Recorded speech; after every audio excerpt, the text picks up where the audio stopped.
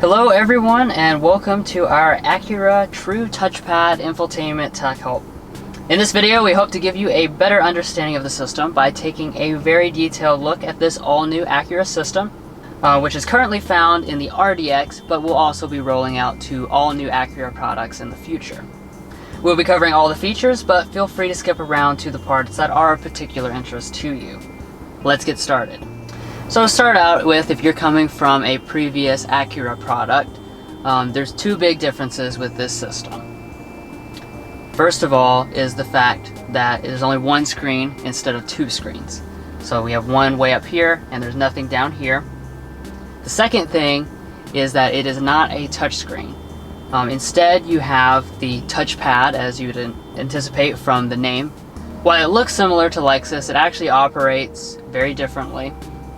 It uses what is known as a one-to-one relationship with the screen.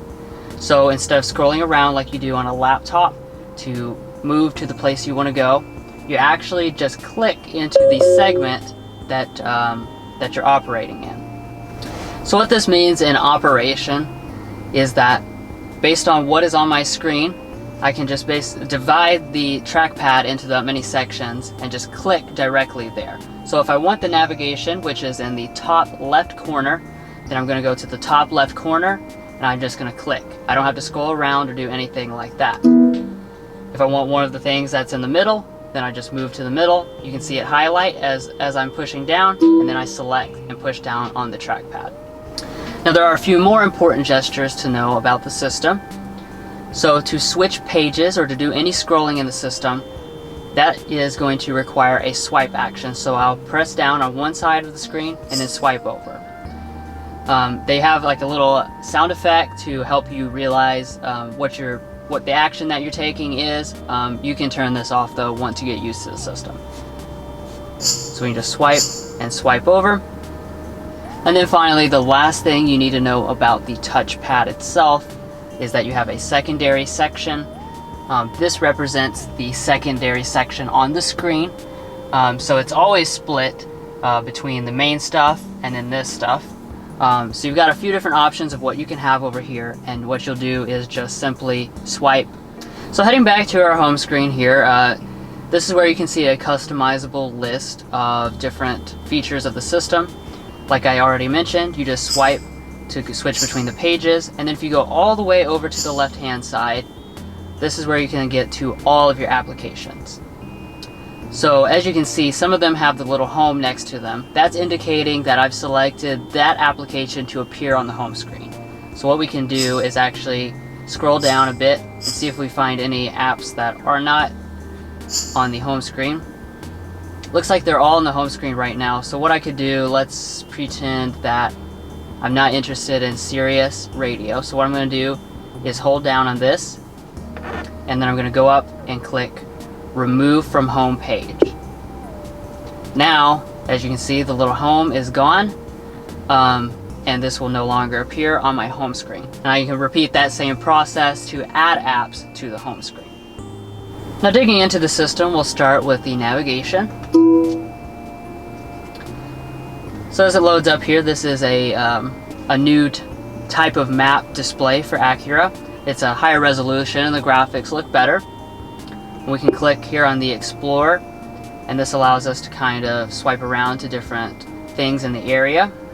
We also zoom over here with our little zoom bars. However, there is not a pinch to zoom option.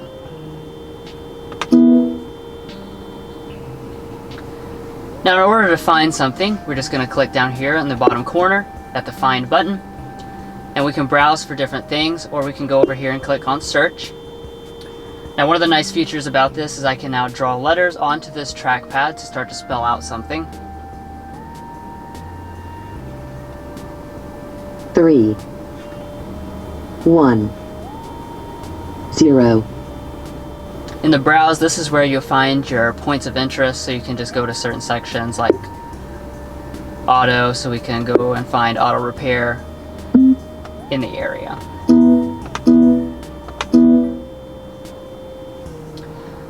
And then finally along the bottom here, you can set your home address, and then you can add favorite addresses that you frequently use across there. You click that menu button, This is where you can customize what you want the navigation to look like. So we can switch our map views, 3D, we can choose the color schemes, as well as what points of interest and buildings to display.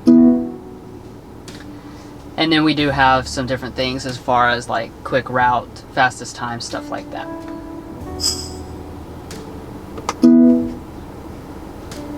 Now coming back to the home screen, the next section we'll take a look at is phone.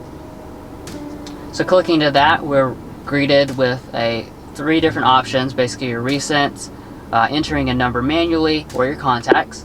So clicking into your contacts here, you've got a big list of them. You can swipe through them in the same way you do as the rest of the system, but you also have the ability to search by letter in the same way as you can with the navigation system. Next up, we have our radio. This is very similar to any other radio system. We can scan, tune, and view a station list right here. You can also go down here to the bottom and click Add Favorite, and this will set your current station as the favorite. Also worth mentioning, throughout the system, for your contacts, for navigation, destinations, for presets on the radio, if you go down and click and hold on it, you have the ability to add those to the home screen as well. You'll also notice that we do have an AT&T Wi-Fi hotspot. That is free for a trial period, and then you will have to pay for it after that. Now we just plugged in an iPhone, which brings us to the Apple CarPlay system. So that just appears right here now that we've plugged in.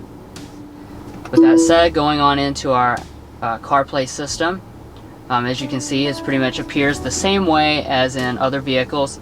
Like again, it is taking up this side of the screen, and then you also have the other side of the screen with your other Acura Link system stuff still available. The only thing to note here is that this is controlled differently than the rest of the Acura Link system, so it does not have the one-to-one relationship.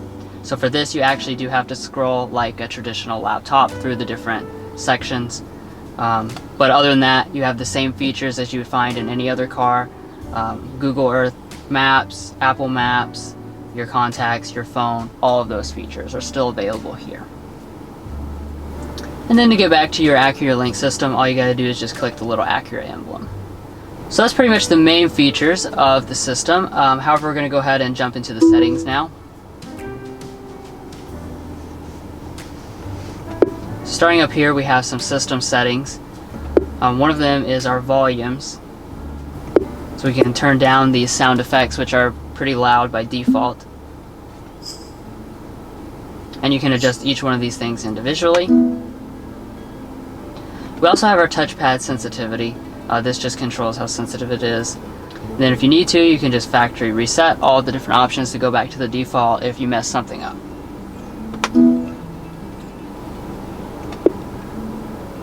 Jumping to the display here.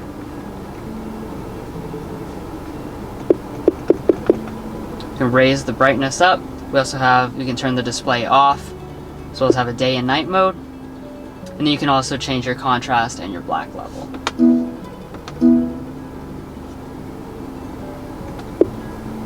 As far as vehicle settings, this is going to vary depending on which vehicle you have. But here in this RDX, we have the ability to change our driving position. We can change some tailgate settings as well. And then if we scroll down, we have keyless access, as well as different lighting. You know, how long lights stay on after you lock the car, stuff like that. Then finally, shooting down here to the bottom page, we have camera settings. We have sound settings here for the audio system. Just allows you to individually tailor which speakers are going, as well as the different sound qualities. And then you have notifications where you can turn on and off different things coming in. We of course do have voice commands as well, so I'll go ahead and give you a little example of that.